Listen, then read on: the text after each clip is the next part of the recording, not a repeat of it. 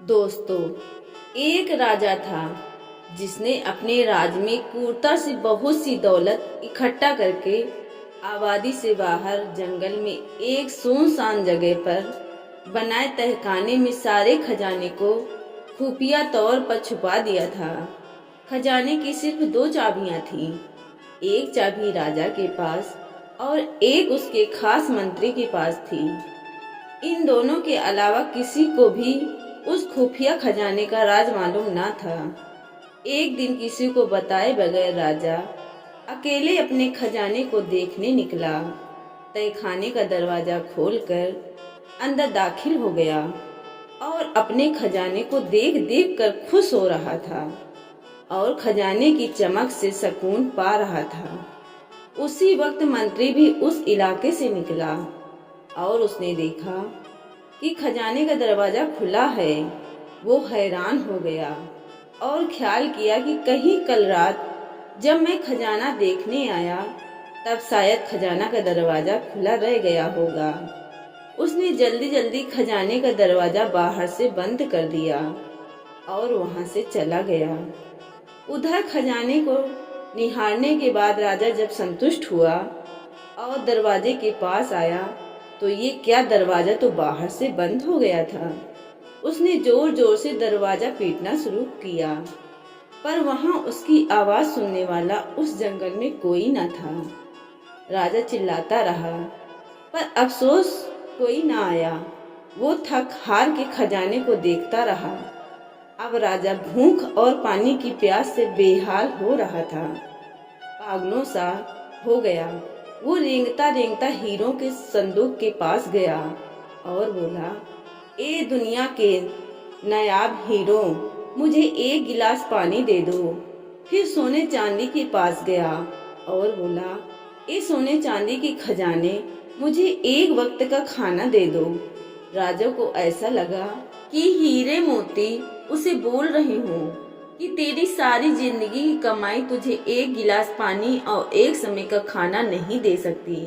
राजा भूख से बेहोश होकर गिर गया। जब राजा को होश आया तो सारे मोती हीरे बिखेर के दीवार के पास अपना बिस्तर बनाया और उस पर लेट गया। वो दुनिया को एक पैगाम देना चाहता था, लेकिन उसके पास कागज और कलम नहीं था। राजा ने पत्थर से अपनी उंगली फोड़ी और बहते हुए खून से दीवार पर कुछ लिख दिया। उधर मंत्री और पूरी सेना लापता राजा को ढूंढते रहे, पर बहुत दिनों तक राजा न मिला। तो मंत्री राजा के खजाने को देखने आया। उसने देखा कि राजा हीरे जवाहरात के बिस्तर पर मरा पड़ा हुआ है और उसकी लाश को कीड़े मकोड़े खा रहे हैं। राजा ने दीवार पर खून से लिखा हुआ था, ये सारी दौलत एक घूंट पानी और एक निवला नहीं दे सकी। यही सच है, आखिरी समय आपके साथ आपके कर्मों की दौलत जाएगी। चाहे आप कितनी बेईमानी से हीरे पैसा सोना चांदी इकट्ठा कर लो, सब यही रह जाएगा। इसीलिए जो जीवन आपको प्रभु ने उपहार स्वरूप दिया है, उसमें अच्छे कर्म, लोगों की भलाई के काम कीजिए, बिना किसी स्वार्थ के और अर्जित कीजिए अच्छे कर्मों की अनमोल दौलत जो आपके सदैव काम आएगी। इसी शीर्षक में एक और कहानी, जो चाहोगे सो पाओगे। एक साधु था, वह रोज घाट के किनारे बैठकर चिल्लाया करता था, जो चाहोगे सो पाओगे, जो चाहोगे सो पाओगे। बहुत से लोग वहां से गुजरते थे, पर कोई भी उसकी बात पर ध्यान नहीं देता था और सब उसे एक पागल आदमी समझते थे। एक दिन एक युवक वहां से गुजरा और उसने उस साधु की आवाज सुनी, जो चाहोगे सो पाओगे, जो चाहोगे सो पाओगे, और आवाज सुनते ही उसके पास चला गया। उसने साधु से पूछा, महाराज, आप बोल रहे थे कि जो चाहोगे सो पाओगे, तो क्या आप मुझको वो दे सकते हो जो मैं चाहता हूँ? साधु उसकी बात को सुनकर बोला, हाँ बेटा, तुम जो कुछ भी चाहता है मैं उसे जरूर दूंगा, बस तुम्हें मेरी बात माननी होगी। लेकिन पहले ये तो बताओ कि तुम्हें आखिर चाहिए क्या? युवक बोला, मेरी एक ही ख्वाहिश है, मैं हीरो का बहुत बड़ा व्यापारी बनना चाहता हूँ।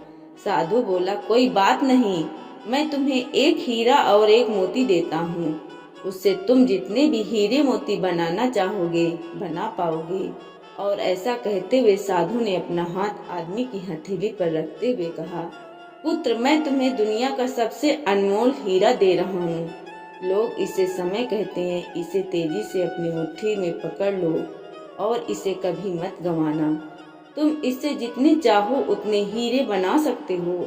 युवक अभी कुछ सोच ही रहा था कि साधु उसका दूसरी हथेली पकड़ते हुए बोला, पुत्र, इसे पकड़ो, यह दुनिया का सबसे कीमती मोती है।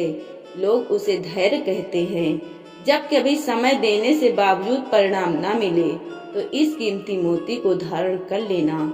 याद रखना, जिसके पास यह मोती है वह दुनिया में कुछ भी प्राप्त कर सकता है। युवक गंभीरता से साधु की बातों पर विचार करता है और निश्चय करता है कि आज से वह कभी अपना समय बर्बाद नहीं करेगा और हमेशा धैर्य से काम लेगा। और ऐसा सोचकर वह हीरो के एक बहुत बड़े व्यापारी के यहाँ काम शुरू करता है और अपनी मेहनत और ईमानदारी के बल पर एक दिन खुद भी हीरो का बहुत बड़ा व्यापारी बनता है। शिक्षा। मित्रों, समय और धैर्य वह दो हीरे मोती हैं जिसके बल पर हम बड़े से बड़ा लक्ष्य प्राप्त कर सकते हैं। अतः जरूरी है कि हम अपने कीमती समय को बर्बाद ना करें और अपनी मंजिल तक पहुंचने के लिए धैर्य से काम लें। सदैव प्रसन्न रहें। जो प्राप्त है वो पर्याप्त है। जिसका मन मस्त है उसके पास समस्त है। राधे राधे।